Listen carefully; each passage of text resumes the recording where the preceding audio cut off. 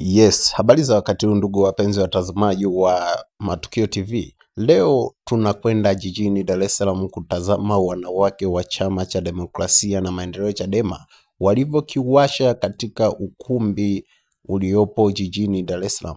Tazama wanawake hawa walivyokuwa na furaha wakiwa wanaonyesha kwenye sherehe yao ya umoja wa wanawake nchini Tanzania. Wanawake hao wamesherehekea sikukuu hiyo wakiwa na viongozi wa Chama cha Demokrasia na Maendeleo Chadema. Hivyo basi usikose kusubscribe channel hii ili usipitwe na matukio mbalimbali yanayoendelea kuripotiwa katika channel hii, kwani watu wengi wanaimani kuwa Chama cha Demokrasia na Maendeleo Chadema kimekufa. Tazama wanawake hawa wa Bavicha walivyokiwasha jijini Dar es Salaam siku ya hapo jana kwenye sikukuu ya wanawake.